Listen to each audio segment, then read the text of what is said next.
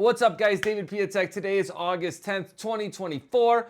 Major news and changes for the VA home loan and how veterans will be able to utilize that product moving forward. So, big lawsuit happened with National Association of Realtors and the top 5 real estate brokerages in the country.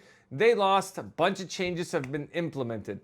One of the big changes that they implemented was that buyers will now have to negotiate with their buyer's agent for how much commission they're going to be paying, and that which is going to be set up front in a written agreement, which before they didn't require that, but now they do. And with that, veterans were not able to pay any of those real estate commission fees unless they were covered by the seller. NAR basically wrote a letter to the VA saying like, hey, veterans are going to be disadvantaged if they're not able to pay, and which to a certain degree is true, because then if you have a veteran that is trying to make an offer on a property, but they are not being represented, that could be harmful to the veteran. And so that was the whole premise of this, right? It's a double-edged sword.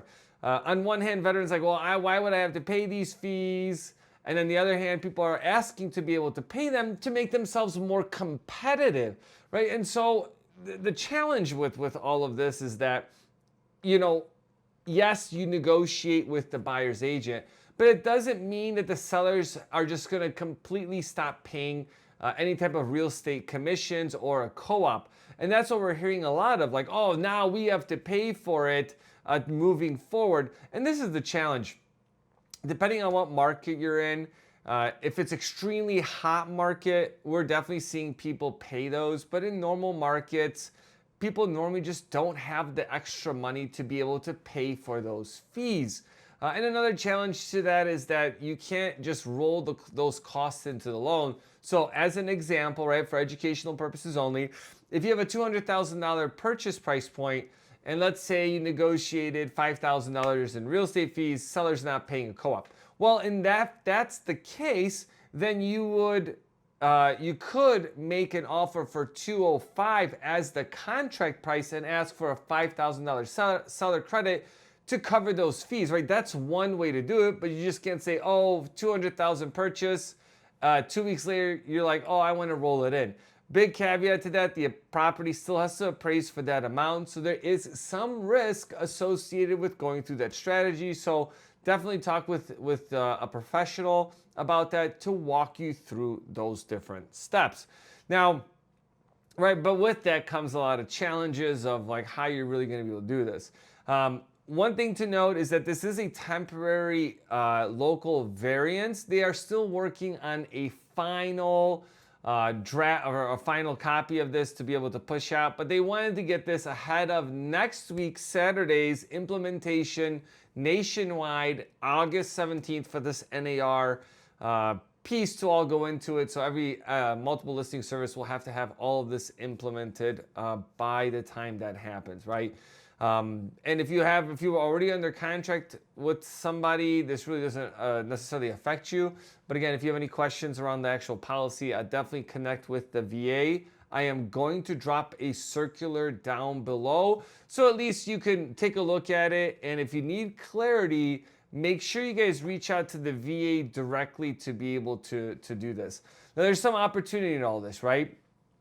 And the other opportunity is one part because it opens the door for veterans to be able to be more competitive in that. But always remember too, for folks that are looking at homeownership saying, well, you know what, I don't necessarily have the funds to be able to pay that additional real estate fee, whatever it may be, whatever you negotiate. Just remember one thing is that you don't need a realtor to look at properties. You can call and schedule with a listing agent and go and look at properties yourself. The challenge comes up when you're trying to make offers, but that's, again, something you can reach out to an associate, like a real estate association, ask them if they can point you in the right direction. Every market's a little bit different. Some markets, attorneys draft contracts. Other ones, they already have preset ones that you can use. And that's another thing. At times, the listing agent can actually provide you the documents to be able to sign and go through that offer. So just kind of be aware of that. I'm not really sure how the real estate community is looking at that, right? I'm not sure if there's an advantage or not between being represented or not being represented when it comes for the purposes of making an offer, right? So those are things that you definitely need to kind of think through when you go through this. The other big piece to this is really transparency in the transaction, because you know exactly what you're going to be paying up front. And I do want to note something on that. So my prior example of $200,000 purchase, and let's say you negotiate a $5,000 commission with your agent, right, buyer. But let's say that same property is offering a $15,000 co-op fee to the buyer's agent. Well, if you negotiated $5,000, then it's going to be $5,000, not $15,000, right? So there's some fear of missing out on all this stuff. That's why you really want to read through the contract. And also in these contracts, it will state if this is like an exclusive agreement, or if it's an open agreement, meaning like you can work with multiple agents or you can only work with one. You are going to have to sign these before you go on tour of a property.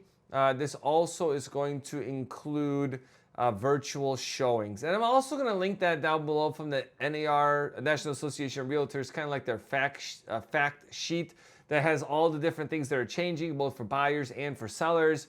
You want to stay on top of it because it is a significant game changer. We'll see how it all unfolds over the next couple of months. That's where we're really going to see all this. It doesn't help that we're going into the fall and winter markets, but less people move. Typically, there's less inventory, right? That's what we see. But just remember that during those times is really the best time to pick up a property, at least in my personal opinion. That's what I did. Bought a house in December when it was brutally cold where I'm from. It wasn't exactly that much fun, but it gave us the opportunity to actually come in and be a homeowner. So make sure you guys hit the like and subscribe button. Check out other videos that we have talking about homeownership, how the VA home loan works. It's an awesome program that you should definitely utilize and leverage. So catch you guys soon.